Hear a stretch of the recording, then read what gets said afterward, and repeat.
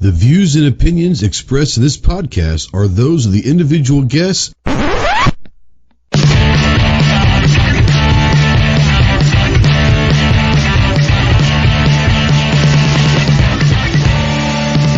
If you're a sensitive snowflake that may get easily offended, then turn this off immediately. If you want to hear the real truth about the gun culture, then stick around. This is the Armed Citizen Podcast.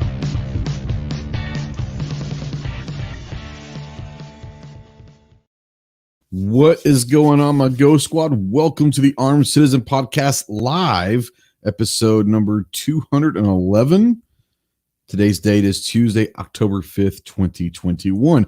If you're out there, please say something. We don't know that you're out there in the live chat.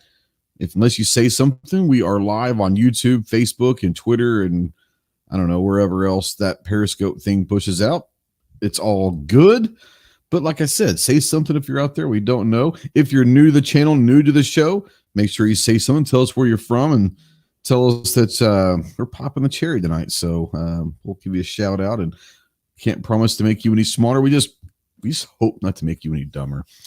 If you want to call in or text in, yes, you can call into the show.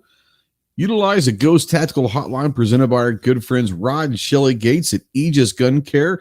That phone number is 530-364-4678. Once again, 530-364-4678. And speaking of Aegis Gun Care, we got our field kit in. You can go check this out on their website. It is awesome. It's got a really cool bunch of just basic cleaning supplies with their stuff in there, and it's really cool. Really awesome little pack right there as well. So thanks to Rod and Shelly for doing that.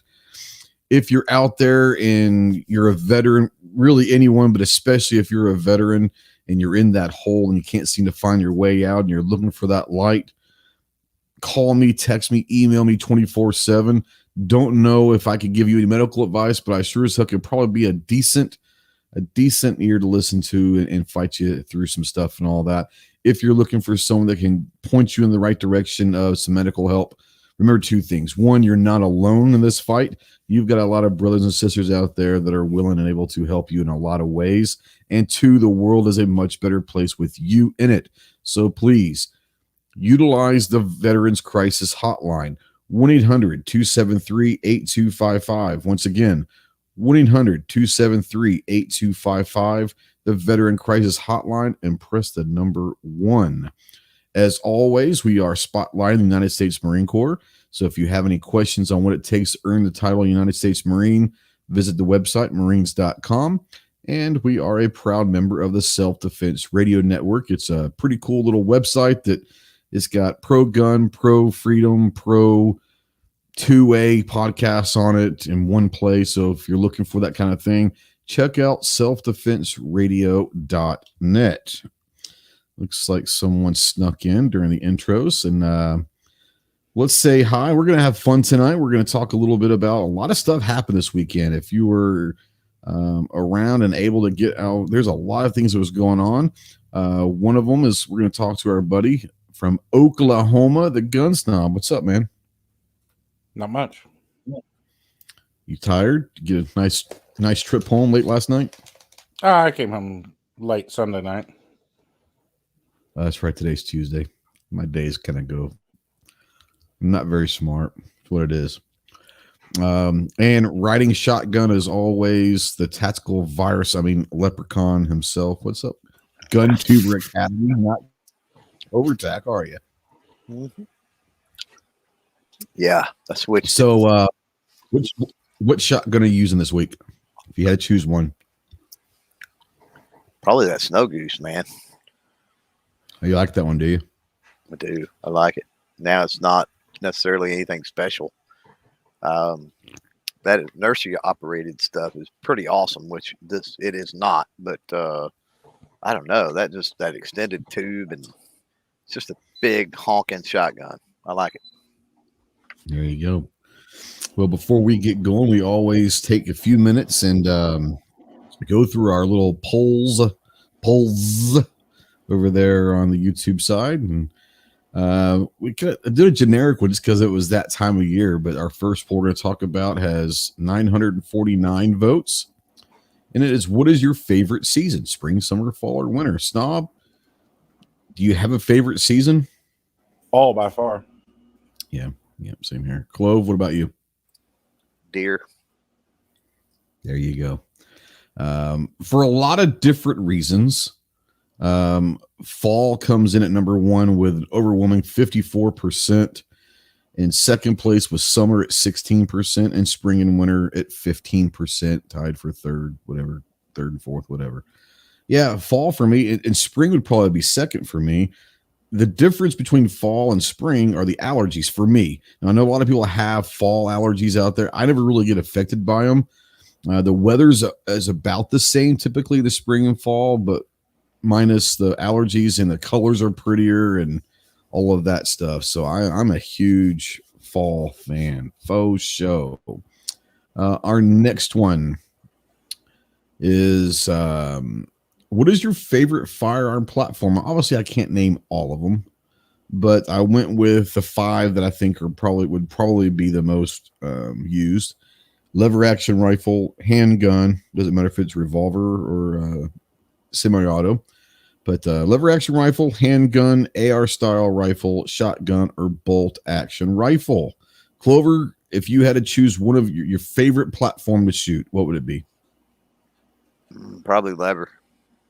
Lever. Do you have a favorite caliber? 45-70. There you go. Snob, if you had to choose one, he's got a lever action right above him, but I don't know if that means anything. But if you had to choose one, what would be your favorite to shoot? I really do enjoy lever action. I enjoy all of them, though, is the problem. But I guess I'd probably go with handgun because I shoot that more than I do any of the others. But yeah. For me, it's handgun, the AR platform. I love them both. I'm falling in love with bolt action, which kind of gives me a rash to think about. I really am enjoying shooting that, but yeah, still it's going to be AR or handgun. I enjoy shooting both of those, and those like Snobs, those are the 2 that I shoot the most, for sure. So I would have to shoot that. But coming in at first place with 49% of the vote is the AR. In second place with 33% is handgun, and then the other 3 are all tied with 6%. So lever action, shotgun, and bolt action are all tied at 6%. George says, I love AKs. I love shooting AKs. I do. I actually like shooting an AK more than I like shooting an AR, but I love the platform of the AR better than the AK. But if you've never shot a full auto AK, maybe Snob has this weekend, but if you've never shot a full auto AK, you need to. It's one of life's joys. It really is. Just I want to know why our first president guns. is liking communist guns. I was wondering about that, but obviously he might have, when he was still over in England as a youngster, maybe he got to shoot one over there in the early 1700s. He was around. He was around before they were communists. This is true. That's what it was. Yeah. That's what it is. That's fair, because that is true. Rail guns. Artak and daughter says rail guns. There you go. And G23, he loses his mind. He's still trying to push the 40, and it just ain't gonna happen, my man. I guess I don't know what's Pat wrong with says being. something about a good bolt gun. Huh? I don't know what's wrong with being 41 or 42 or 43. I don't know why you have to be 40 for life. I'm 46 and I'm enjoying 46. Right. Yeah. You know? Yeah. So I don't know. He's ageist or something. I don't know. Well, if you're gonna pick one, 40 wouldn't be the age that I want to stay for life. I want to pick like 26, 27, somewhere in there, maybe 30. The 30s were a pretty good decade for me. I don't know about you guys, but the 30s were a pretty good decade. So if I was going to choose one, I definitely wouldn't choose 40. 40 would be a different thing to choose for life. But assuming that you lost everything you experienced after that age, would you still want to stay that age, right? That's the question that comes into play. So if you could go back and you could be younger with the experience you've got now, that's one thing. but I'm not sure I'm willing to give up the life experience I've got. You know what I mean? Mm-hmm. Yep. Because No, I depending on get your it. life experience, you've got more things to validate whether you're actually having fun with your life or not, right?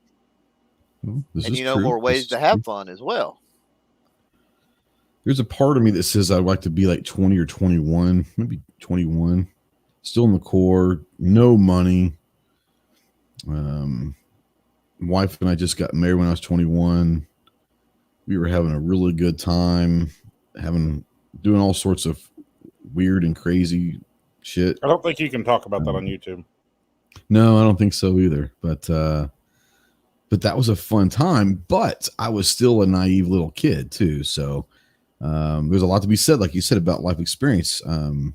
19 was a great year because I was overseas and had a really good time for a year and a half that I was gone over there. So I know it sounds fun, weird. People saying they had fun overseas. I did. I had a good time.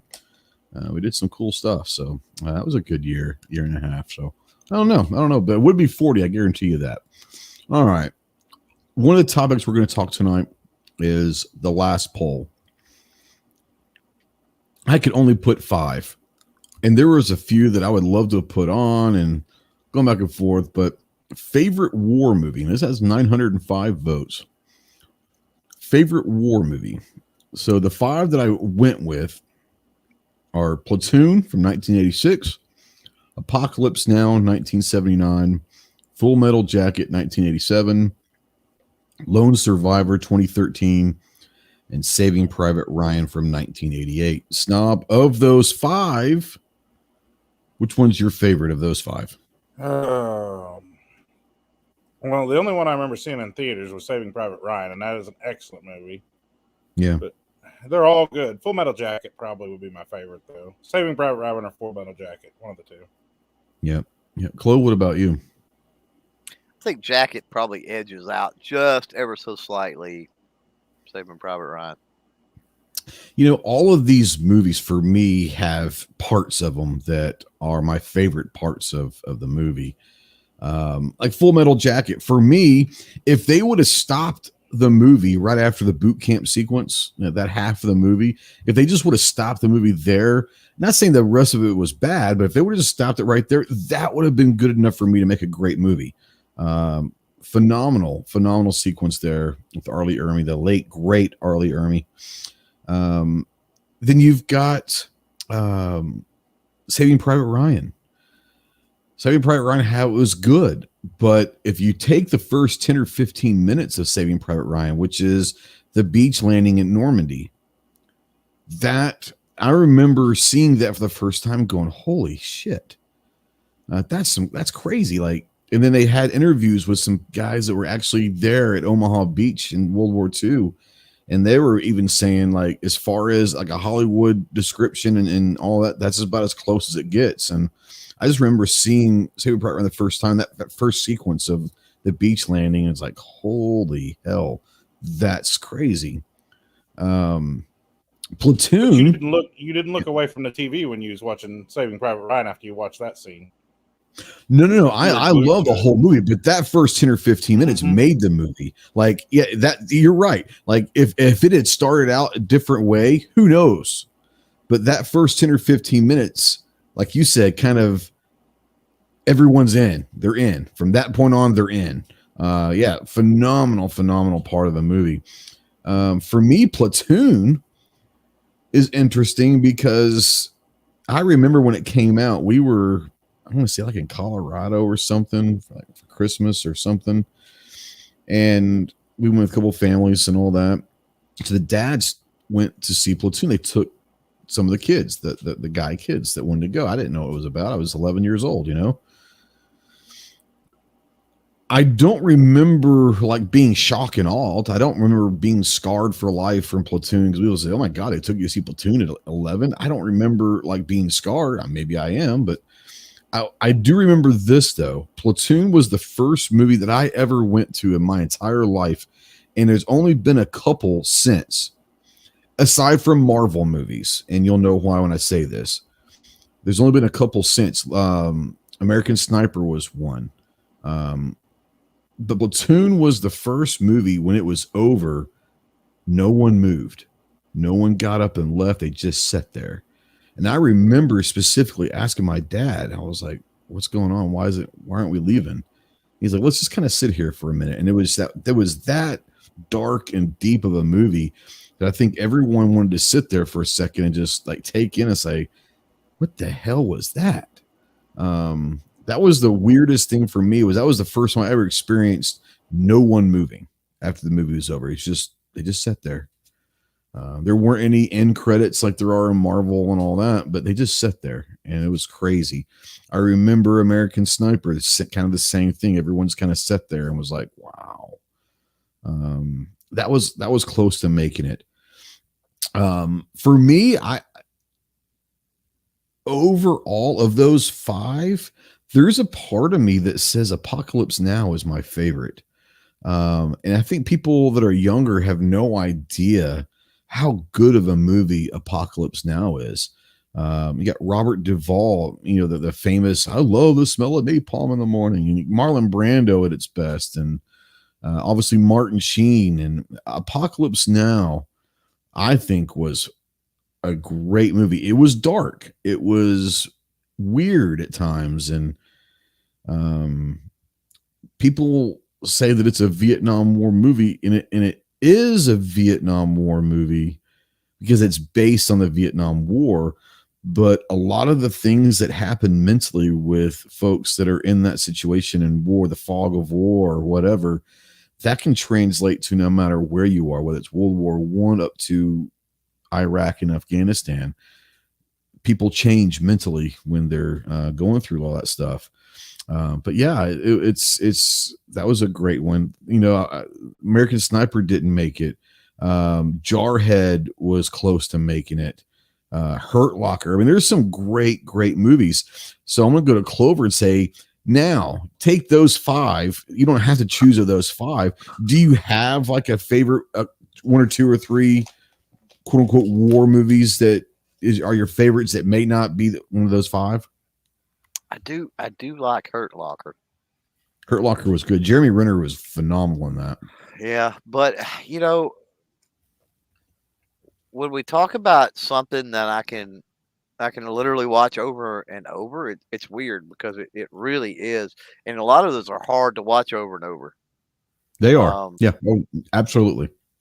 But Full Metal Jacket is just, and it's on the list, but it is the one that, I mean, if it's on and I'm flipping through, assuming I'm somewhere that's got TV that does that, because now everything's on demand. But yeah, I'll at any time throughout it, I will stop and finish watching it, and it will not hurt my feelings. Yeah, there's some good ones out there. Good Morning Vietnam. It's a terrible movie aside from Robin Williams. And the great thing about that movie is there was no script that they wrote for Robin Williams' character, Adrian Cronauer, when he's on the air. There was no script. They said, here's a microphone, go. And that must have been one of the if you were on set while that movie was being made, that had to have been one of the best movies ever to make, because you had no idea what was coming. You had no idea what was coming, which I think is pretty awesome. We Were Soldiers. That's a good one. 30 Dozen. Absolutely. Battleground. I guess I can't put the name to it. You guys remember Battleground? Either one of you? Does that sound familiar? I have to go check that one out.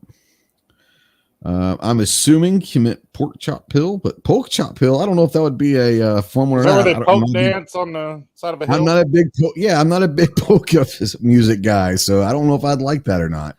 Well, then when you talk about war movies, right? That's the context of this, right? Why are we talking modern? I mean, what about 300? Hands of Iwo Jima here, yeah. Well, what about 300 or the Patriot? I was going to say Dances with Wolves. It's a war movie. Well, it is. Technically, but I didn't like the movie regardless of what it was about. I didn't like it. Oh, you're worthless. It's too long, man. It's just too long. Sands of Iwo Jima. There's a great one of my dad's favorite ones that he used to watch all the time was the Bridge over River Kwai. That was a good movie. What about Forrest Gump? Forrest Gump is I would consider that a war movie. One of the best movies of all time in any genre, honestly. Let's just be honest about It it. could fall into the war movie category. It could, no doubt about it. No doubt. Green Berets, yep. In Harm's Way. That was a good one. I see, this is the great debate of John Wayne versus Clint Eastwood. People love to have that. When it comes to Westerns, it's hands down to me, Clint Eastwood, hands down. I don't think that John Wayne, he had some great ones. Rio Bravo comes to mind. There was some really good Westerns that John Wayne was in. But when I think John Wayne, I think the old war movies. I thought he was a much better in the war movies than he was in the Westerns. That's just me. I don't know what you guys think about John Wayne in the war movies or not, but I really enjoyed him in the war movies. The Deer Hunter. That doesn't ring a bell either. De Niro. Is it De Niro? I guess I don't remember that. Is that an old one? Mm-hmm. Oh, okay. I remember that one. No, not De Niro. Yeah, De Niro's in Deer Hunter. Is it okay. Pacino? De Niro's in it. Is it? Okay. I guess I don't know that one. I have to go check that one out too. It's an old movie. I figured right from the 70s. Yeah, De Niro. Good Lord, there's several in it, right? Christopher Walken, Meryl I forgot Streep. he was in it. I love me some Christopher Walken, man. Specky said Jarhead really shows the on-the-ground foobar of war I've never served, so I don't know how real. Jarhead was a really good one. Yes, it showed a lot of the bullshit that goes on. It shows how to put this. Everyone's goal when you go somewhere, honestly, the only goal is to get home. Okay. Anyone that tells you differently, they're lying. Your goal is to come home. Okay. Everyone has to deal with the craziness / bullshit that you've got to go through when you're down there. And everyone has their own coping mechanisms. Everyone has their own way to cope. Everyone has their own routines. And that's really what being gone is about, is being overseas is routines. If you can set yourself up with a decent routine that you're going to be able to do every day, it does make the time go by a lot quicker. What Jarhead does is it shows that in a certain sense that everyone has their own thought processes and mentality to get them through this shit. And that's the great thing about it is everyone's just different. Everyone has certain priorities that they're wanting to see through and get through and all of that. But yeah, that was definitely a great movie. I'm trying to see here. I'm going back down through Van Johnson, 1949. Van Johnson. Who's in that one? Never heard of it. Never heard of it either. It's got to be a World War II movie, though, which are some of the best ones. Now, someone up there was saying Hacksaw Ridge. Hacksaw Ridge is phenomenal, no doubt. TJ is out there. TJ's got the green and the crayon and all that. He is a channel member, so thank you all the channel members and all my patrons out there. TJ, I sent you an email earlier today. If you wanted to jump in, you're more than welcome to. A Bridge Too Far, great one. Definitely. Now, here's the thing. So Jamie's out there. Jamie's a buddy of mine from here. Shot with him a little bit. Going to do a lot more shooting because he's going to get into the long range thing. Well, he's been involved with the competition side. Black Hawk Down. So I'd never seen it before until Sunday night. Sunday was the 28th anniversary of the Battle of Mogadishu, and 1993, October 3rd and 4th was when Black Hawk Down went. I never saw it. I never wanted to see the movie. I know that they weren't in Mogadishu filming this thing, but I spent time there, and I don't want to see a movie about it. I watched it though. I watched it Sunday night, and it's a pretty good movie. Pretty damn good movie. I don't think it cracks my top 5, but it's a damn good movie. But and a lot of people, even my wife's like, "You've seen it before?" I said, "No, I haven't. I've specifically avoided watching that movie for several reasons." But I watched it for the first time, and it was pretty good. I'm not gonna lie. Let's see here. Oh, The Longest Day. God, how could you, yeah, that's a great one. He says, Chris says, my dad lived The Longest Day. He was in the Navy when they filmed it, and one of the ships. Longest Day is a really good one. Let's see here. I'm going down. The Deer Hunter, Gary says, was in 78. The Eagle has landed. Nobody's mentioned in the Army now yet. I'm disappointed. You know, how Pauly Shore didn't win an Oscar in that? I don't know. Man, fabulous movie, man. Fabulous. Well, G23 says Stripes. Stripes is a great movie. Yeah. I wouldn't call it a war movie, but it is a great movie. It's a military-based movie. It is hilarious. Pat says Heartbreak Ridge. About 75% of Heartbreak Ridge is a great movie. There's about 25% of it that's But yeah, Heartbreak Ridge is still one of those, when it's on, I'm going to watch it. No matter where I am in the movie, I'll watch it for sure. So Sean says, We Were Soldiers and Saving Private Ryan are his 2 faves. 12 Strong. Now, that's one of my wife's favorite. That was a good movie. I forgot about that. So this is with Chris Hemsworth, and is about a group of, I would say they were Rangers, maybe. I can't remember. Rangers, maybe. That were the first 12 people that went into Afghanistan. And they had to use horses, but they relied on these tribal leaders to get through certain places and to fight the other ones and all that. Really, really good movie. Really good action sequences for sure. Yeah, and Rich is right about The Longest Day. It shows the invasion from both sides, and great movie. Now, someone has mentioned earlier Schindler's List, not in the comments, but in the comments of the thing. It's not a war movie. It's about the repercussions of war and all that. And it's a great movie, but that's a movie, I think I've only seen it maybe once or twice, because that one is a tough one to watch. That's not one that I'm just going to sit there and say, hey, that one's on TV, let's watch Schindler's List. Yeah, that's a tough one to watch. So I've only seen it a couple times at the most, maybe just once. So we're talking about just some that are coming to mind, right? Yeah, absolutely. Fury, Behind Enemy Lines. Yeah. Tears of the Sun, Wind Talkers. What's the other? Wind Talkers was good. Sure, I forgot about Wind Talkers. Yeah. Pearl Harbor. See, I wasn't a big fan of Pearl Harbor. Well, I'm just checking it out there, right? Yeah. And then when if we're talking about like old, like pre 1900s or whatever, Gettysburg or Braveheart. Gettysburg was great. Braveheart. My feelings about Braveheart. Yeah, absolutely. Gettysburg was I forgot about Gettysburg. Yeah. It's funny, at least people our age, and we're all roughly the same age. It's not going to bring you in on this one. I mean, just feel free to just jump in. But when you hear war movies, like I think about World War II, Vietnam era movies, that's kind of what I grew up watching.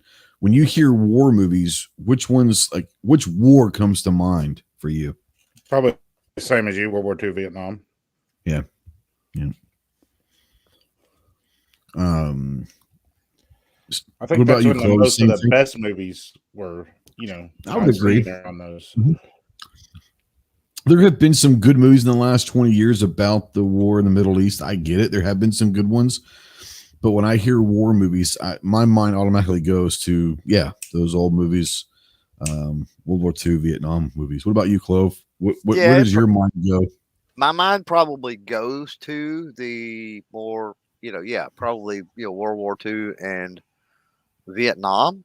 But as far as what I think I enjoy more, I enjoy the more historical, old school swords and type stuff for whatever reason, knights and type stuff like that. Yeah, up close and personal. One of my favorite movies is The Last Samurai, and it's technically a war movie because that was the end of the samurai when the emperor or the imperial army basically wanted to get rid of the samurai. But that's one of my favorite movies. It's a great movie. Let's see here. Smeggy says, I'm taking a brave stand that I don't like Pearl Harbor. I didn't like the movie Pearl Harbor. I thought it was a pretty bad movie.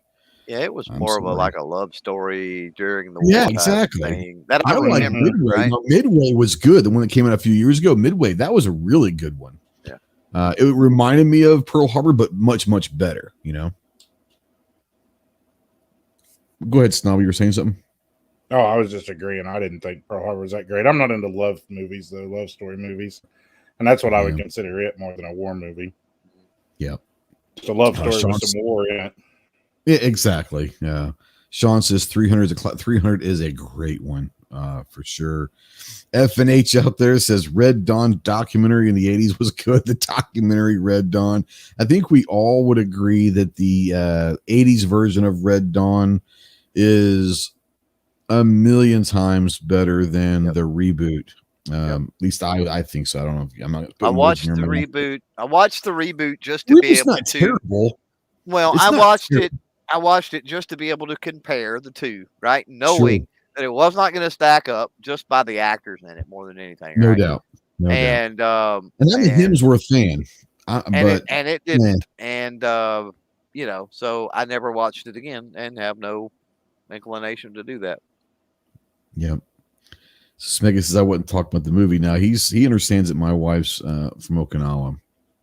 Funny story about Pearl Harbor is I remember when the movie came out and my parents had called one night. It's like, hey, do you guys want to go to a movie? And I was like, what do you want to go see? They said, oh, let's go watch Pearl Harbor. And this is funny because they don't look at my wife. This is a long time ago, but even then they didn't look at her as being Japanese. It was just my wife, and which I think is awesome. But I was like, that might not be a good idea.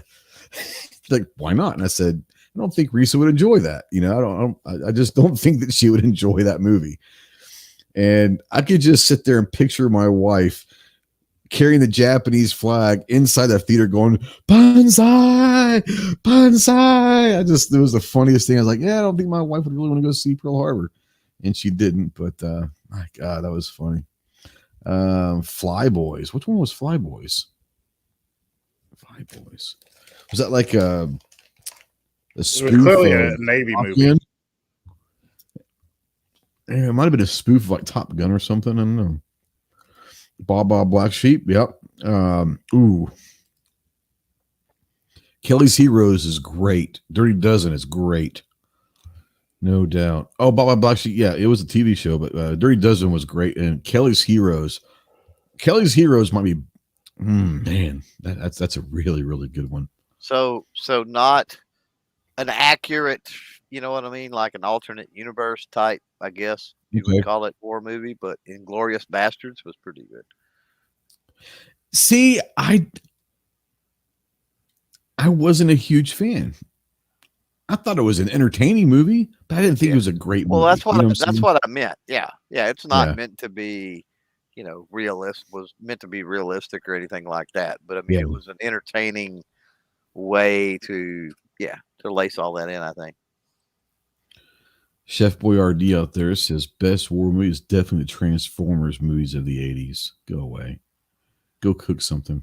Well, I was fixing to mention like Future War. It's like that gets into a whole other ball game of like who does that right? Because like Starship Troopers, for example, right? I mean, they went way over the top with all the weird extra stuff they did. But Yeah. I didn't think the first one was for what it was, which was obviously a B movie, right?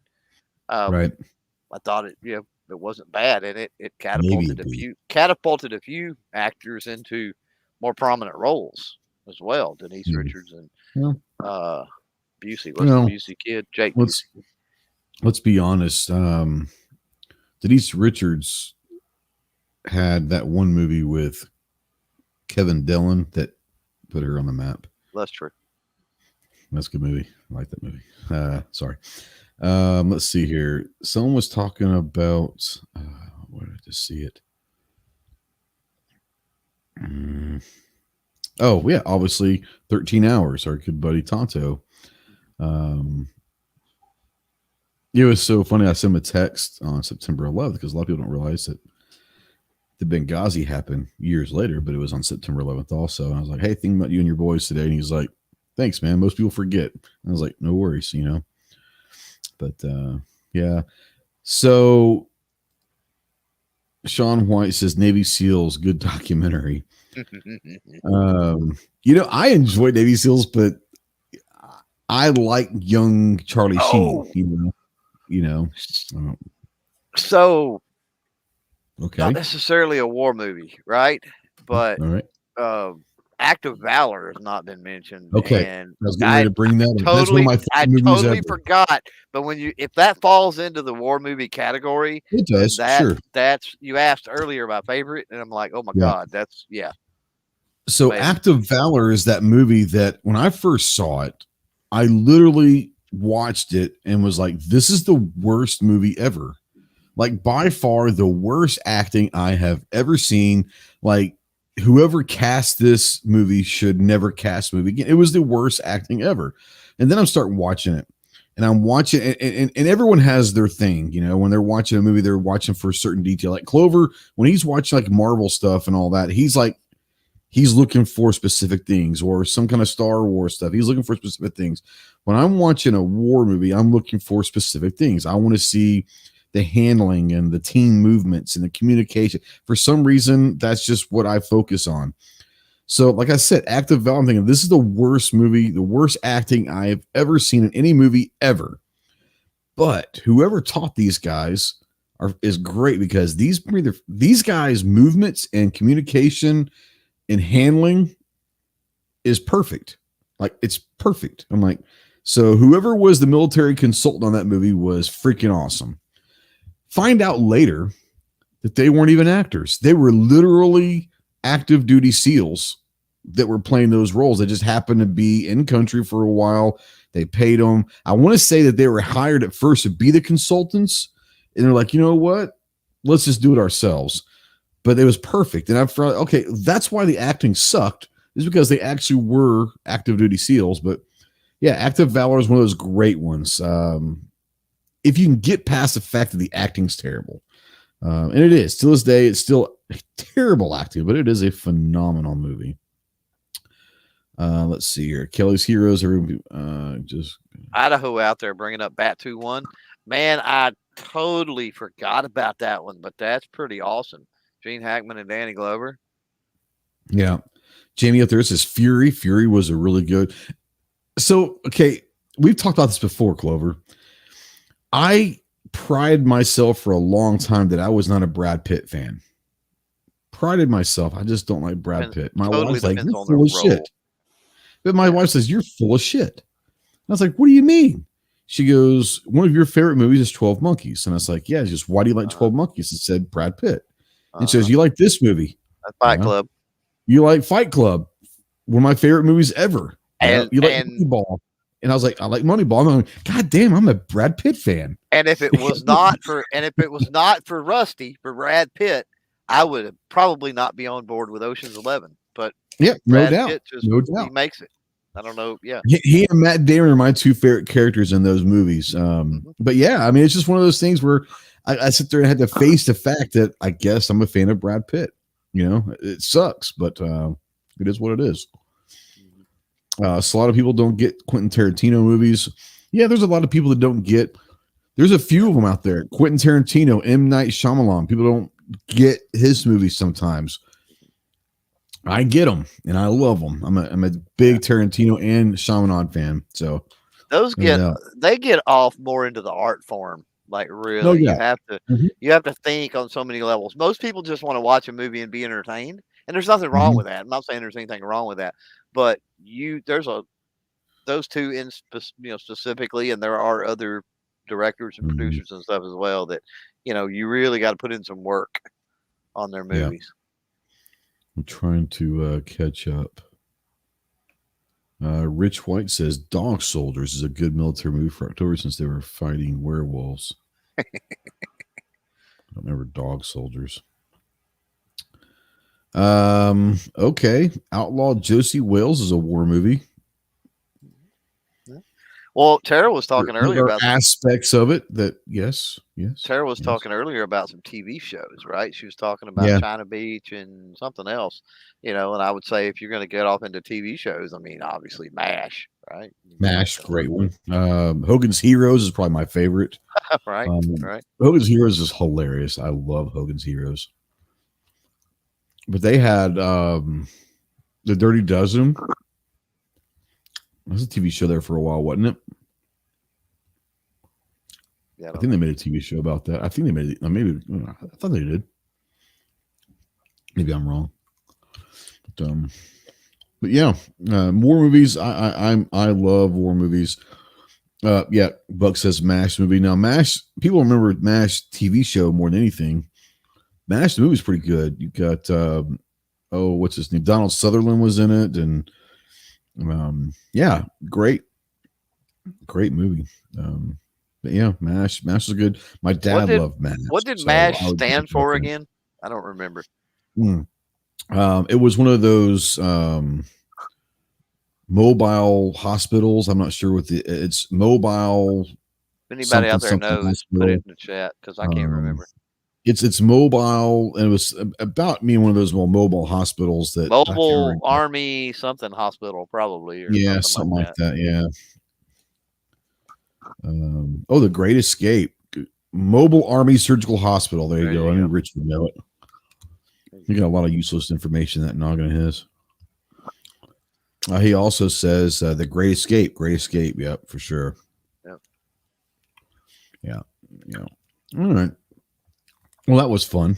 Green Berets coming up again. We got Snom in here, and I'm going to bring him in first. Like I said, there were a lot of really a lot of busy things happening all over the country when it comes to 2A this weekend. One of them was Eric's shootout in Georgia, Eric Veteran 8888. And I know that Snob and Sarge and Obnoxious, you guys made the trek down there. How was this? This was your first time going to that shoot, wasn't it? Yeah. What'd you think? Was it worth it? Would you have fun? Or can you give some highlights about it? We had a lot of fun. Hung out with Jeff and TJ quite a bit from Gear Report. Yep. Played ukulele with them. I mean, that was the highlight, really. Sure. Anytime you can play the ukulele with famous people, it's cool. Now, did you I want to say that was Longview, Texas there, Sarge. Anyone tells where Tin Cup was filmed? I think it was like Longview Country Club in Texas. Might be wrong about that, but so did you take the ukulele knowing you were going to play? I'm assuming Jeff brought one of the guitars. Yeah. No, we all three brought ukuleles. Jeff's he brought. I didn't know he had a ukulele also. Yeah. I bet you guys were ukuleles. It was wonderful. Me and TJ couldn't play anything, like nothing. Jeff could a little. Did you guys play around the campfire and all that? I didn't have a campfire. We played in Jeff's big, huge tent. Yeah, he brought one of the big CP tents, I guess. Yeah. Oh yeah. Yeah. Massive one. So what was volunteered us to help him take it down? That's because he's a nice guy. Of course. Yeah. Kingwood, that's what it was. Not Longview, Kingwood, Texas. Yeah. What was the one thing that stands out in your mind that you shot this weekend that was like, that was. I mean, I'm sure you shot a lot of cool stuff. The Mutant was pretty good because it had a horde break on it, and it was fun. Synergy Mutant. Yeah. TJ said it was hard to play and drink beer at the same time. I'd imagine it would be. weather looked like it was pretty decent for you. It didn't rain like balls like it did a couple years ago. Yeah, it was good weather. So that's good. There's did you happen to shoot the Mean Arms new blowback? yes, I did. The roller delay blowback. It's really neat. They actually handed us a normal AR-9 first, shot a mag through it, 15 rounds or 20 rounds, whatever it was. And then they handed you the roller delay blowback. And yeah, the recoil impulse is totally different. Yeah. It's neat. I'm looking forward to shooting that. Hopefully I'll shoot it in January. But yeah, I've been really looking forward to that. But I've heard good things about it from a lot of people this weekend, so that it was really good. So I didn't know if what you thought of it. Trying to think of what else I saw over there. What kind of everyone should stay the Daisy in there in Livonia. That's a highly recommended. Oh yeah. Mm-hmm. Would budget like it? Huh? Would budget like that Days in? Yeah. The sad thing is there wasn't another motel around. Another one? We were trying to find anything. We were willing to spend whatever. We couldn't find anything for like an hour drive, so we stayed there. No one on like VRBO or anything? No. We looked at that before we even went, trying to find something. Yeah. Well, next time it might just be more, just a lot better just to stay with Jeff in the tent, honestly. Mm-hmm. He offered. We thought about it. After we saw our motel, we definitely thought about it. Well, let me just tell you, when you drive up and there's a couch on the balcony and a charcoaler, you know you might be in a bad motel. Yeah. And it was Days Inn by Wyndham. It wasn't a cheap motel. Yeah. Yeah, it wasn't one of the old Motel 9s that was converted into a Days Inn that was probably 40 years old. Maybe it was. Pretty bad. Yeah. Now, Sarge says the driving range was in Rusk. Is that true there, Clove? That's a new one on me if it is. I'm not saying it's wrong, but because they film parts of movies all over the place. And I will say this. True. I've been on numerous movie sets. We've talked about it privately before, you and I, different stuff. They film a lot of stuff in this area because of mainly because of the train. But because of the landscape is a little bit unique. It's really wooded, but there's also a lot of hills. So I'm surprised you're not saying that they're there because they know that you're there. Yeah, I don't have anything to do with me, but if anybody wants to ever have an interesting conversation, the movie American Outlaws, that's the one with Uber, right? Colin Farrell, Jesse James, yeah.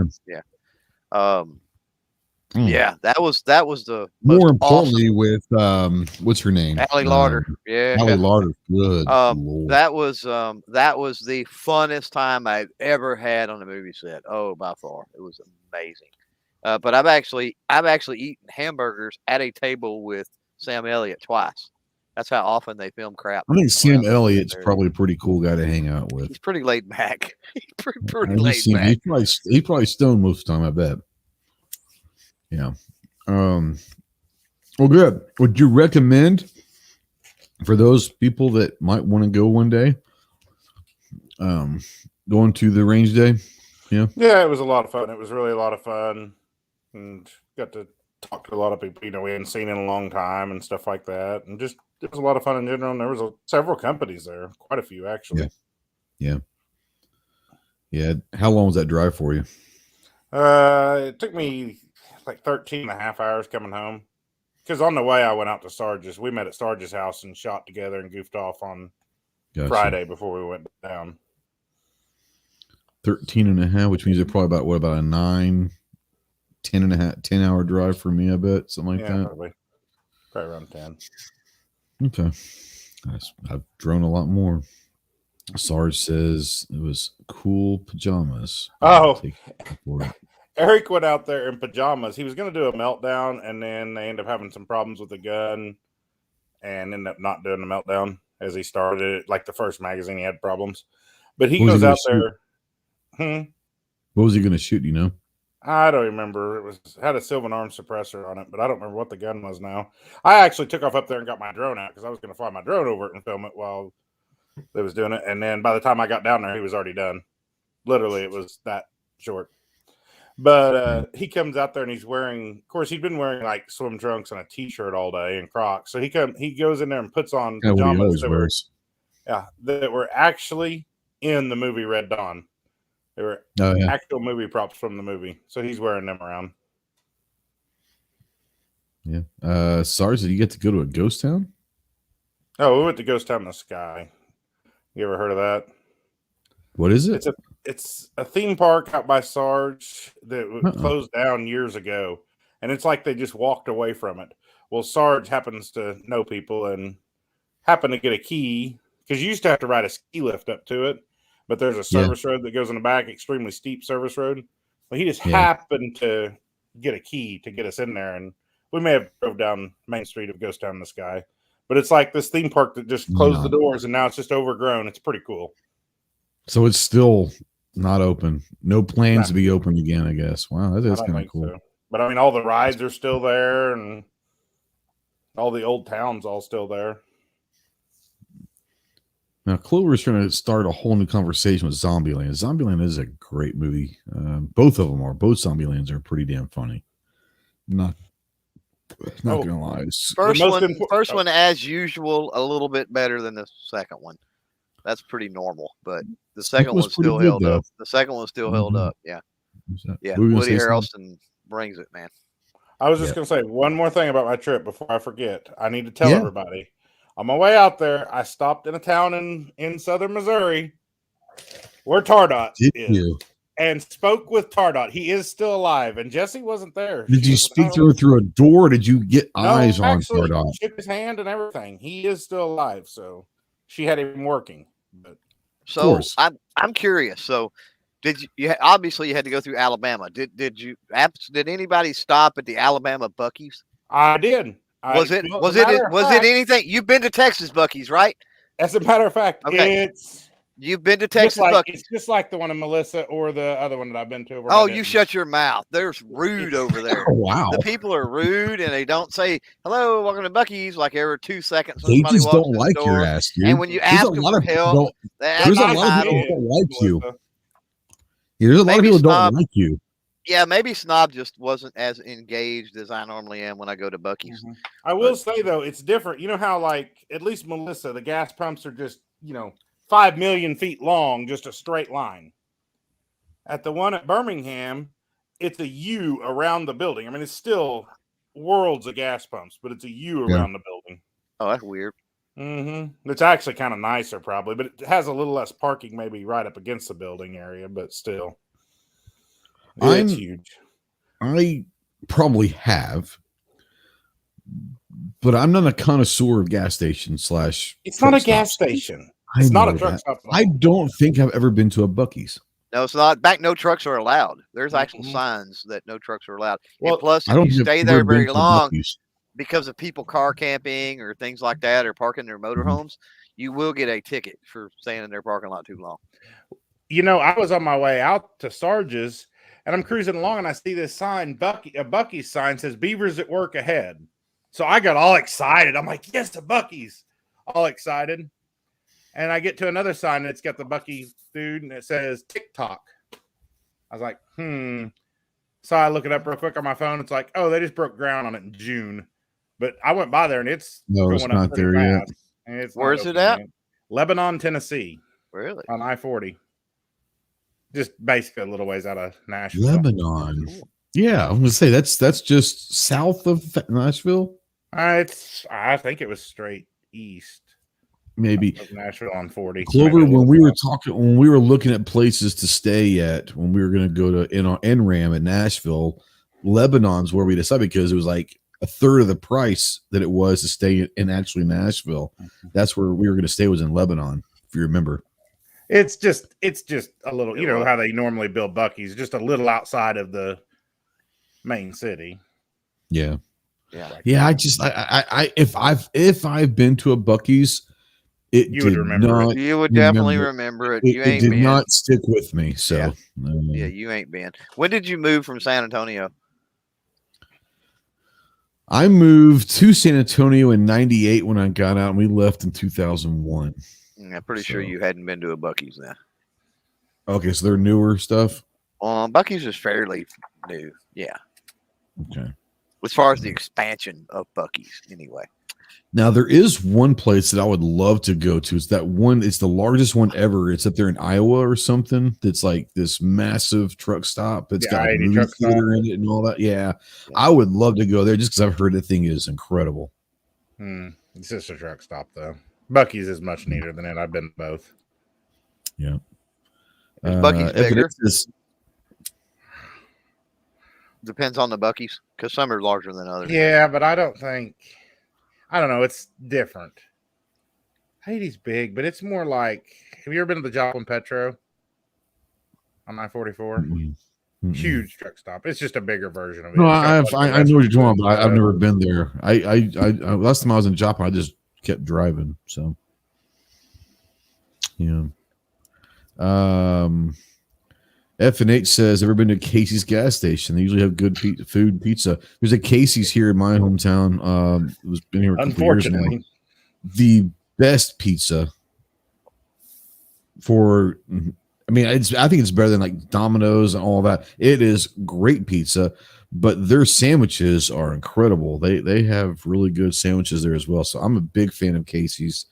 My wife, when she eats pizza, she makes me go to Casey's and deliver. But she makes me go to Casey's to get it, and it's really good pizza for sure. You don't like Casey's? Me? Yeah. Got one in my town. I eat there way too much, but no, not really. Oh, yeah. You don't really like it? I liked it whenever it first came, and I just kind of burnt myself out on it, to be honest. Yeah, I get that. Yeah. That's kind of where I was with Subway. You know, I like Subway. I used to eat there all the time, and eventually just got there, and it's like, all right, I'm taking a break from Subway. Thermo says Bucky's an experience for sure. I just moved back to San Antonio. I just left Joplin. So there you go. Thanks for taking us down that rabbit hole there, Clover. Appreciate you. One of the other, there's a couple things that you were at both of them this weekend. It happened to be in the same town, about 15, 20, maybe 30 minutes apart. But you had AMM-CON.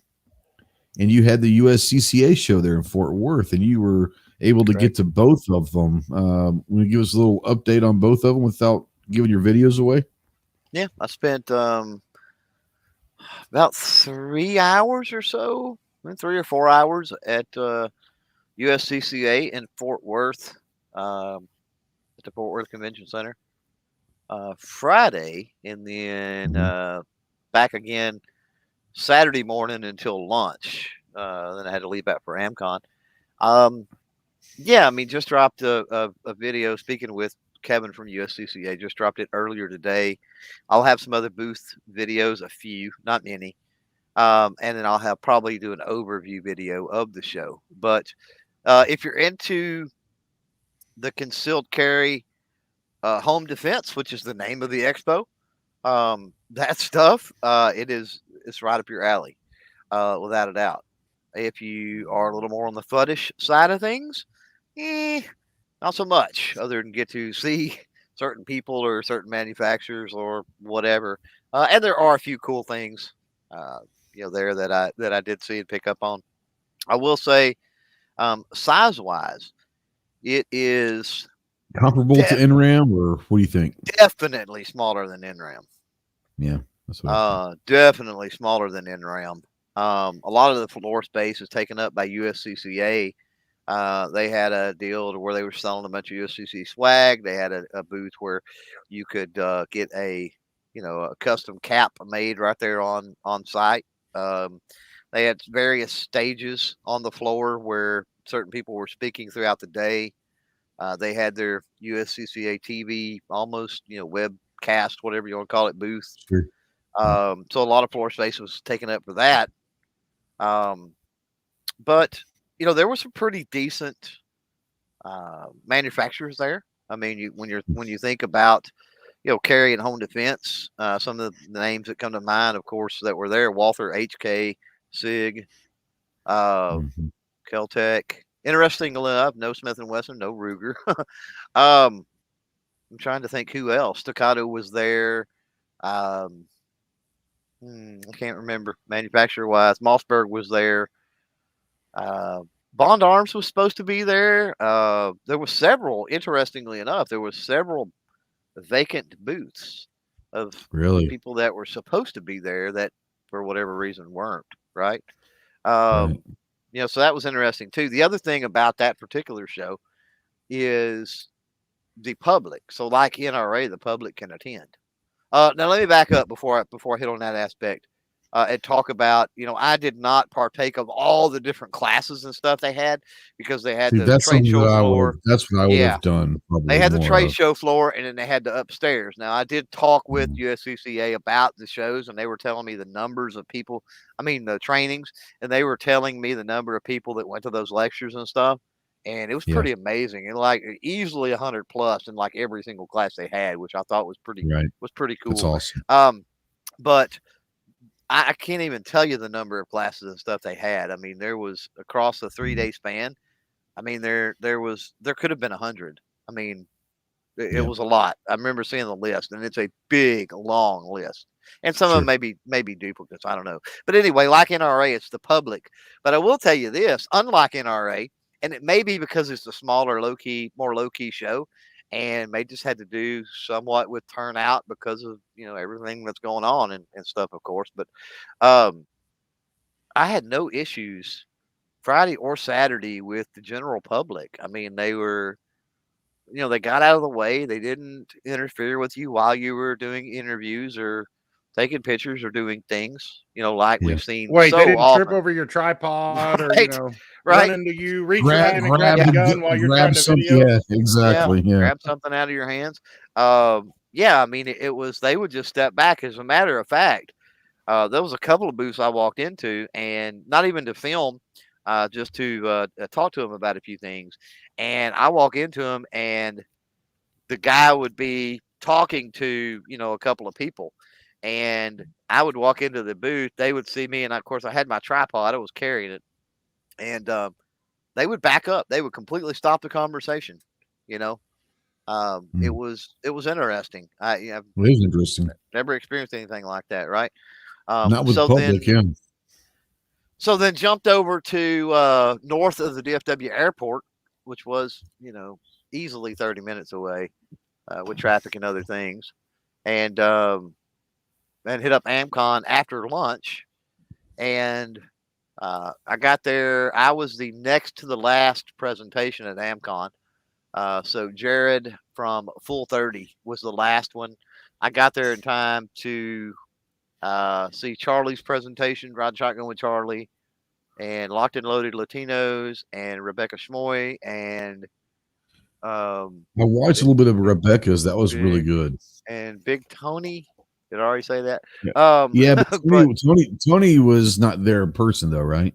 no, Tony was Yeah. Skyped in or whatever. Yeah. Yeah. Charlie's was recorded, but he was there, which was interesting. Okay. And then, I guess Tony's, when I showed up, Tony's was the only one. Now, I have since watched a bunch of the stuff in replay. Yeah. So anyway, went through those. I mean, it was okay. The tech, the facilitation, I think the facility was great for AMM-CON. Okay. It was stadium style or whatever seating, like theater, you know what I mean? Style Nice. slanted Sure. seating, Sure. which was really cool. They had a big, huge So I screen. probably would have fallen asleep, and people said that, I'm already not 2A up, but can you imagine the memes if I had fallen asleep because I was in a comfy chair? No Oh my kidding. God. Big, That would huge not have been good. screen, power outlets and internet plugs at every single, of course, they had Wi-Fi too, but at every single little station along the, because they had them long counters or bars or whatever you sit at Mhm. on each level, and they had plugs were there, and I mean it was a pretty nice place. In the Nice. ballroom or some kind of a conference room or something at one of the big hotels there at the airport. But anyway, the facility was nice. The facilitation, I would say, was not good as the live event I attended in 2019. I think the tech facilitation and presentation and all of that was much, much, much better. That being said, the information and the presentations I think that were put out there were great, right? So a lot of times it's about the message. It's not necessarily about how polished and pretty it might be. And then after that was over, of course, I say we, a lot of us that were there for AMM-CON on Saturday went into the hotel restaurant and all sat down, and we spent a few hours easily just in there, ordered some food and sitting and, whatever you want to call it, fellowship or whatever. It was a lot of fun with that. And of course, we headed home that night. And interestingly enough, ran across a new Buc-ee's. There is a Buc-ee's I never knew existed in Ennis, Texas. So we come through there instead of going the way. Yeah, instead of going the way that we came into Fort Worth one way and decided to go home a different way. And yeah, we got outside of Dallas, and it was a Buc-ee's sign. Buc-ee's in 7 miles or 8 miles or something. And I said, "What in the world is this?" Because technically Buc-ee's would have been the opposite direction, or it would have been going east instead of south. So that was a nice little surprise on the trip home for sure. I forgot about that. And we stopped at that when we went to San Antonio this January. Is that on 35 or what? It's 35E, wasn't it? On 45. Yeah. It's on 45. 45. Oh, Yeah. Okay. Yeah, and this is on 45. Okay. Interesting. Yeah, I would have loved to have gone there. Would have been straight all the way 100% up your alley for sure. Yeah, I know. I'm hoping they come back to Dallas, Fort Worth area again, because that would be a wonderful, wonderful place to have it long term. But just being, I get to go home, and plus it's not that far of a drive for me. I think it was like in Pittsburgh a couple years ago, and it's like Kansas City, and it's like, oh my god, what's going Well, on? I told you I don't know the truth about this, so don't quote me on it. I know. But That's why I'm not bringing it up, because I didn't know. Well, I don't mind bringing it up because they told me, and they didn't say it was That's in true. confidence or anything. But I did ask them about the facility, and kind of asked them about the show and the facility and what their thoughts, talking about USCCA. And I did not do it on camera; it was just in general conversation. And I was told that they have signed a deal to have it in Fort Worth for like the next 5 years. So I love the idea of that. That'd be wonderful. If that's true, that'll be kind of cool. Now, I wonder if they're going to go back to their springtime time slot. That I don't know. That and I kick myself for not talking about that. But I'm sure time frame is probably still going to be fluid until some of this other stuff levels out. You know what I mean? Yeah. I have a question about it. So about the size of it, you were talking it's way smaller than NRAM. I mean, what would you compare it size-wise? Like the dungeon it shot, or no, not even close. No. So I asked the same thing. Do you remember? So the pop-up review upstairs, right? Oh yeah, maybe twice that size. Oh, yeah. As far as the room, maybe one half of the dungeon, I bet. Yeah, maybe the half that's behind the wall. Half that's exactly behind like the food stuff. Yeah, it's a bigger half. Yeah. Mm-hmm. Yeah, maybe the bigger half of the dungeon. Okay. Yeah. Okay. So it's it was small then. Yeah, it was, and the booths were really spread out. You know what I mean, too. So would you say there was less than 50 vendors, or more than 50, or there was? Or what I would say less than 50. Yeah. Yeah. Of course, do we think that maybe some of that is, say, COVID related as far as? I think so. I think it probably is companies not showing. Because again, you had no shows, and then you've got other companies, and I think Smith & Wesson was one of them that had already said they were not attending NRA anyway, because of risk to their employees and the issues they're already having to deal with because of it. Right? They're like, it's just not worth it, and so somebody will have to that went, whether that's budget or whoever that has made a USCCA before. It'd be interesting to compare previous USCCAs and the different vendors or manufacturers that were there to this one and see if there was any difference. If there is, then obviously the Rona plays a role in it, of course. Because you would think some of the bigger companies that you mentioned weren't there, like Smith & Wesson and stuff, would be at that expo. Right, at least a small booth. Well, yeah, at least, right, because none of them had their full like you would see it at our air shot show, right? So No, like just their Walther, CCW stuff. Yeah. yeah. So like Walther, for example, they had about a half a dozen PDPs, about a half a dozen PPKs, and about a half a dozen CCPs. Mossberg had 4, I think, shockwaves and about 4 or 5 of their whatever their pistols called. I don't know. MC2 or whatever it Yeah. is. Yeah. Staccato had maybe 10 pistols. Like I would say probably one of each of their line, right? Beretta, they had like their APX with the APX series, I guess. Yeah, they got APX carry, so that might have been one of their. You know, they didn't have any like 92s or anything Yeah. crazy like that. And Sig was the same way. The Sig stuff was mostly the smaller, more compact. And then the like the 365. I'm talking about the 320s, and then like the 365 and stuff like that. So Was Glock there? Now, Glock was there. Interestingly enough, I don't know if it was Glock, or if it was some type of a manufacturer or some type of an authorized dealer in the area that they had represent them. And here's why I say that. I should have stopped and asked, right? But I just passed it up. But Glock, literally, so they had booths, right? You had companies that had actual booths. They were small, super scaled down, but they had booths. And then you had aisles that had almost like the 8-foot tables, right?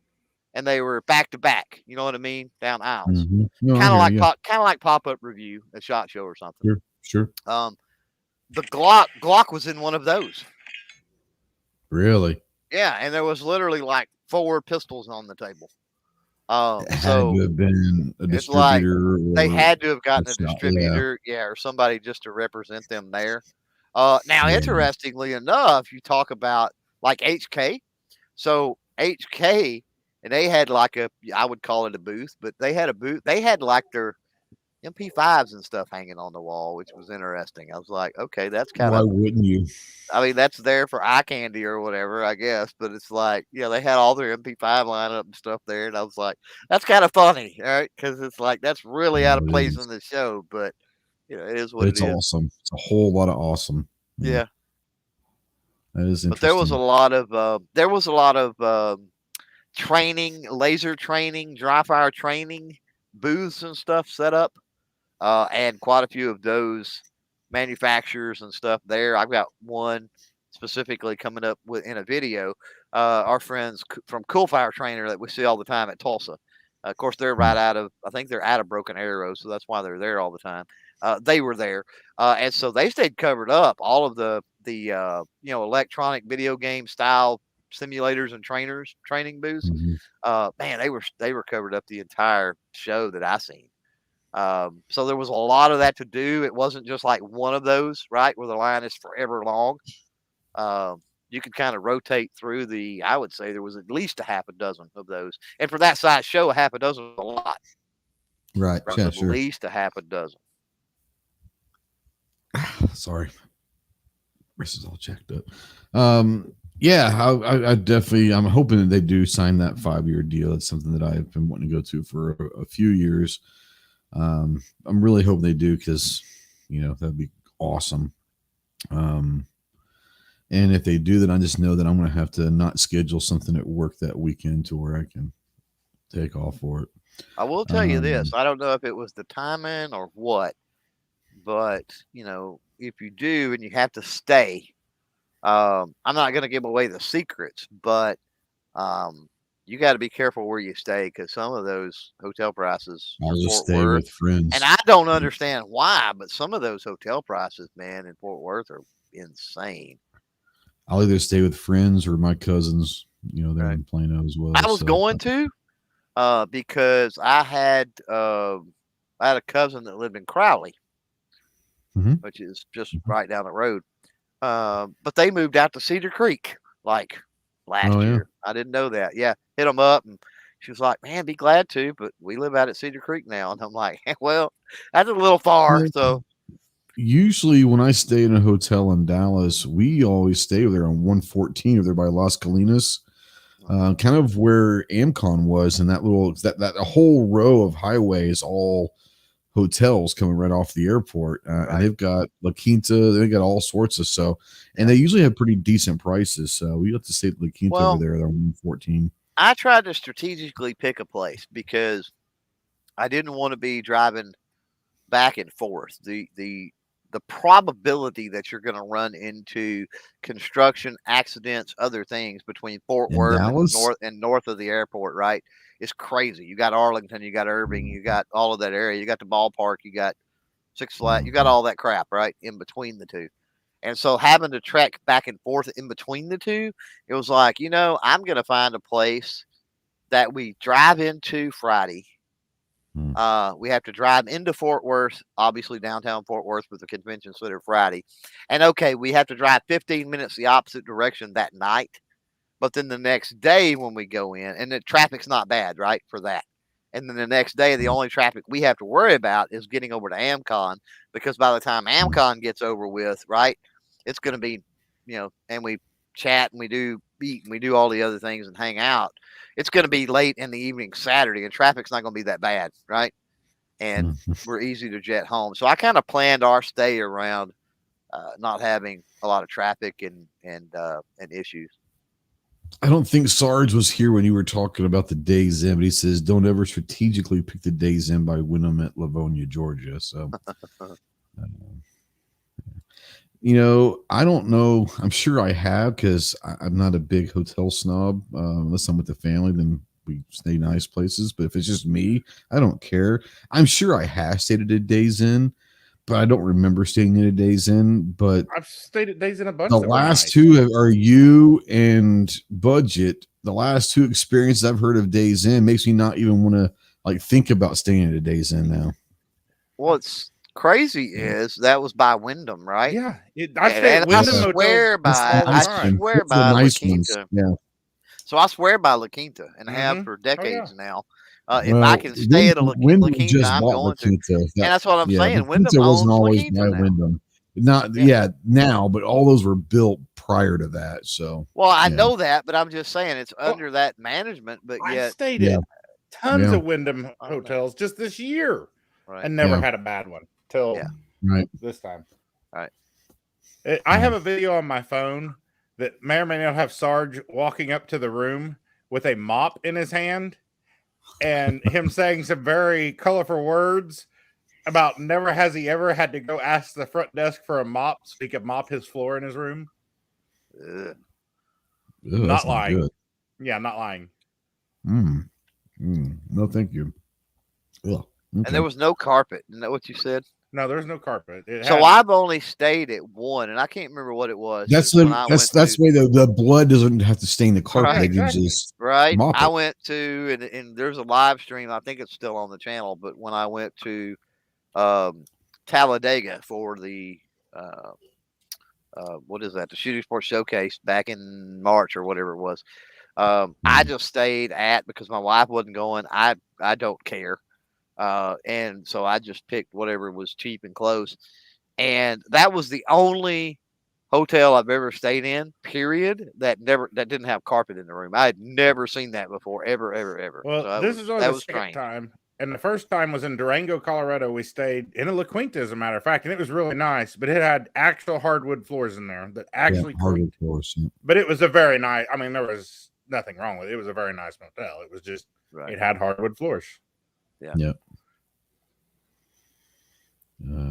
Sarge says I had a problem driving straight on the way out here. I should ask you about that. We'll talk about that off air. It's not appropriate. But yeah, with not having carpet, I'm surprised that more haven't went to not having carpet, right? I am too. Think about, really, with cleaner. You could more easily allow pets to stay, and you wouldn't have to worry about stuff, right?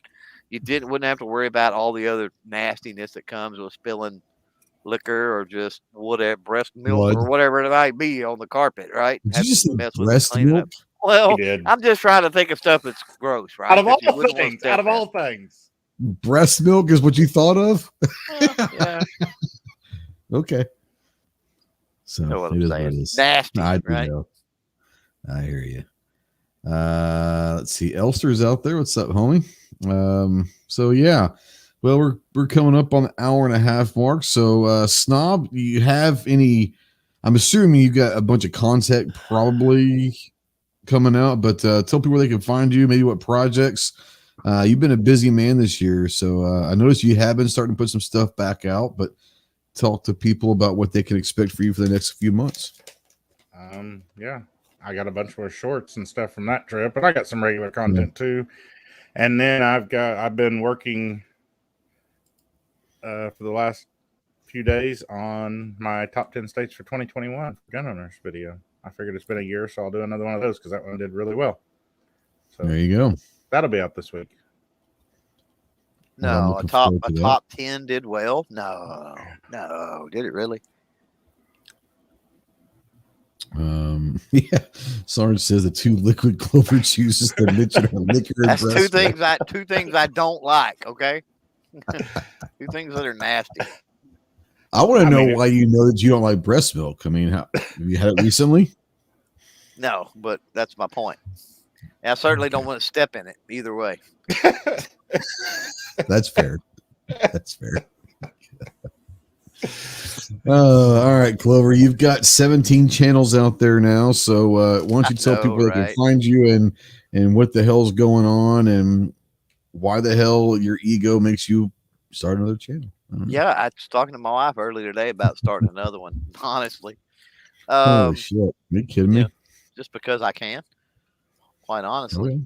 Okay. Yeah, the GunTuber Academy, that's the nerd stuff. It's the same thing I've always done with helping people or whatever, but I'm increased my sphere of influence and my network and my other things, and it's just time to break the nerd stuff off from the Clover Tech channel. That way I can focus on reviews and 2A stuff and other things on there, mainly because if people are searching for that type of thing, right, the creator style content, they got to sift through gun reviews and all kinds of other things, right? And it's like, I thought, that's just not a good idea. I want to make it easier. So yeah, all that stuff is now over there. All the previous live streams we've done talking nerd stuff, they're all in playlists over there. So you don't have to go to the Clover Tech channel for any of the nerd stuff anymore. So does that mean I can unsub the Clover Tech channel then? You can if you'd like to. Sweet. I already have.